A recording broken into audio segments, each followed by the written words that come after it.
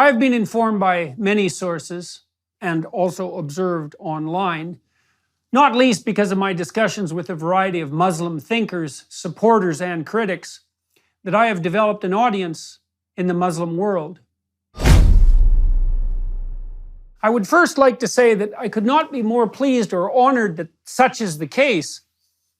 It has been so heartening to see that my biblical lectures, for example, attracted a large Muslim audience, and that the comments from the Muslim watchers and listeners to my YouTube channel and podcast have been so extraordinarily positive. And all this is lovely to see in the aftermath of the extraordinary Abraham Accords, which have laid out the possibility for peace between all the people of the book in an unprecedented manner. And I have something to say as an extension of all of this. Please forgive my presumption, if you would. It is time for those of you in the Muslim world to stop fighting among yourselves, you Shiites and Sunnis, and also time to stop regarding the Christians, and even more specifically, the Jews, as your enemies. Why? Not least because you have the enemy located in the wrong place. First, the best place to find Satan, let's say, is within. If you think the true enemy is in someone else's heart, then you haven't thought nearly long enough about the darkness within, and you have therefore fallen prey to the most subtle temptation of the ancient demonic spirit.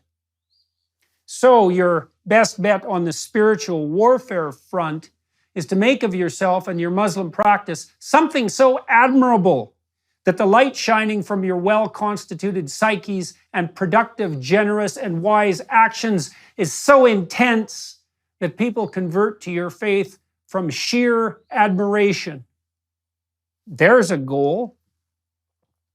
Second, far more unites you with the other people of the book, as your own prophet himself, peace be unto him, forthrightly said, than what divides you. You all believe, for example, in a book. You all believe, for example, in God, and believe that you have an ultimate duty to that God. You are all followers of a prophetic tradition, and that is a tradition that unites the wisdom of the past with the vision and voice of those willing to see and speak truly and lovingly in the present. And you are all threatened, in a very real sense, by the system of vengeful Luciferian ideas that currently confronts all that is transcendent, traditional, and valuable on the sexual front, on the familial front, on the conceptual front, on the psychological and sociological front, and, in the final analysis, on the theological front. So, how about we all quit squabbling over trinkets and details and face the real problem? And I should also point out that it is not the individual carriers of the woke, politically correct, degenerate, neo-Marxist ideas that should be regarded as the enemy either. First, we must take the idea that the satanic impulse within is the prime enemy with all due seriousness. Second, we must understand that even those quite possessed by the spirit of Cain that attracts and drives confused and lost people to the Luciferian ideologies of the materialist utopians are, in the ideal, fully redeemable and only partially consumed. Even the committed student ideologues who have, for example, attacked me and others like me rather viciously are generally, say, 90%, or perhaps 80%, reasonable and potentially civilized people who could still see the light. Muslims, reach across the sectarian divide. Shiites, find a Sunni pen pal. Communicate with someone on the other side. Sunnis, do the same. And then, maybe, reach out, tentatively, to a Christian, or even, heaven forbid, a Jew, because perhaps it is time for those who purport to be followers of God to act like it and to be convincing in those actions, even to those whose premature cynicism and skepticism have driven them into the towers of Babel, constructed by the avatars of the resentful intellect. Is there someone in the Muslim world willing to build an electronic system to bring people from the Sunni and Shiite community together?